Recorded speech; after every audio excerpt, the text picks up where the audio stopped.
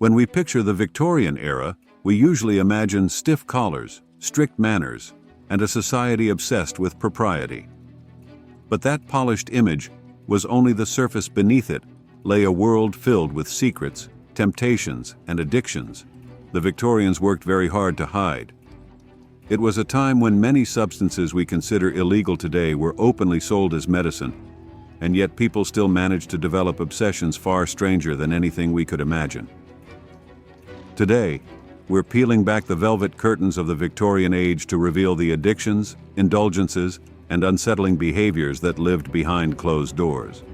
Some of these stories are strange, some are disturbing, and all of them expose a side of Victorian life that history books rarely mention. One of the strangest things about the Victorian era is how ordinary people became addicted to things that were completely normal and even fashionable at the time. Take arsenic, for example. Today, it's a word that screams poison.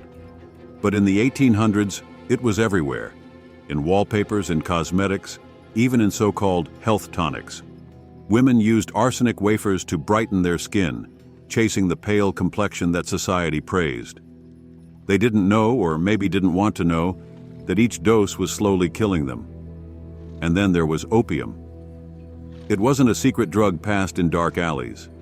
It was sold openly in pharmacies, recommended by doctors for everything from headaches to heartbreak. Mothers even gave it to restless babies to help them sleep, unaware of the long-term damage. These weren't fringe behaviors. They were everyday habits, woven into the fabric of Victorian life. And for many, addiction wasn't a moral failure. It was simply the result of trusting the wrong medicine. But the Victorians didn't stop at arsenic and opium. Some of their addictions were far stranger and far more unsettling. One of the most bizarre obsessions of the era was the addiction to inhaling chemicals, ether, chloroform, and even laughing gas. People gathered in private rooms and fashionable parlors just to experience a few minutes of euphoria or numbness, collapsing into giggles or drifting into unconsciousness while friends watched. It sounds like a parody, but it was very real and incredibly dangerous. And then there were the health fads that spiraled into compulsions. Some Victorians became obsessed with electric therapy, shocking themselves with strange devices they believed could cure sadness, weakness, or nervous conditions. Advertisements promised miracles. What people actually got was burns, addiction to the sensations, and long-term damage no one understood at the time. Even food became an addiction for some, not overeating, but deliberately undereating to achieve the fragile ghost-like appearance that wealthy society called elegant. Women fainted constantly in public, praised for having delicate nerves, while their bodies slowly grew weaker. The Victorian world may look elegant from afar, but up close it was filled with obsessions that were as harmful as they were strange. Not every Victorian addiction was about chemicals or strange medical fads. Some of the most powerful obsessions were born from society itself, from pressure, status, and the desperate need to appear perfect in the eyes of others. Take the obsession with tight-lacing. Corsets weren't just fashion. They became a ritual, a daily struggle to shrink the waist far beyond what the body could handle. Women fainted constantly, ribs cracked, organs shifted, yet the tighter the corset, the higher the social praise.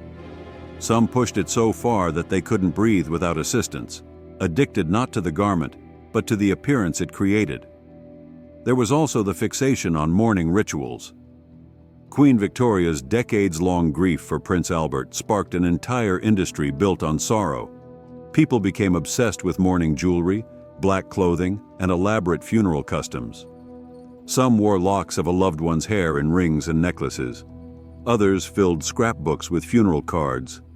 For many, grief itself became a habit, something they didn't know how to let go of. And then came the obsession with collecting oddities, everything from rare insects to human remains. Wealthy Victorians filled cabinets with bones, preserved organs, exotic animals, and medical specimens. To them, it was science and sophistication. To us, it feels like a compulsive need to control and categorize the world around them. In a society demanding perfection while hiding its fears, These compulsions became a quiet escape, a way to cope with the contradictions of the age. As strange as Victorian addictions were, some of the darkest ones were never printed in newspapers or recorded in polite conversation. They lived in whispers, behind velvet curtains, in places where curiosity and desperation mixed dangerously. One of these hidden fixations was the growing dependence on patent medicines bottles sold on every corner, promising to cure any illness, lift the spirits, or restore vital energy. Most of them were loaded with alcohol, morphine, cocaine, or all three. People swallowed spoonfuls every day without realizing they were slowly becoming dependent, or that the cure was often far more addictive than the illness. There was also the obsession with gambling, which flourished in music halls and backroom clubs. For many working-class Victorians, it became an escape from grinding poverty, a thrill strong enough to drown out hunger and exhaustion, if only for a night. Families lost entire savings, marriages collapsed, and yet the urge to chase one more chance remained irresistible. And in the wealthiest circles, another dangerous addiction appeared, the pursuit of spiritual séances. People flocked to dark rooms hoping to hear the voices of the dead, to find meaning, or simply to feel something beyond the rigid constraints of Victorian life. Mediums exploited grief, charging high fees to perform illusions that many came to rely on emotionally, almost like a drug. The Victorians prided themselves on discipline and restraint, but beneath all that polished etiquette was a world full of cravings they never fully admitted, a private battlefield between desire, pain, and escape. So what do all these strange and often dangerous addictions tell us about the Victorian era?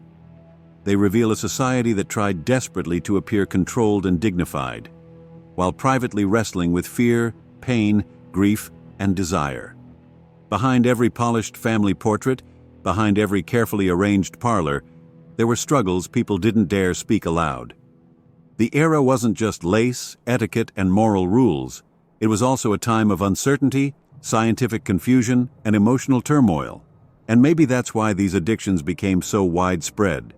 They offered a momentary escape from the pressure to be perfect, a way to cope with a world changing faster than anyone could understand. By looking closely at these hidden obsessions, we see the Victorian era not as a distant, polished chapter of history, but as a very human one, filled with the same vulnerabilities that shape us today.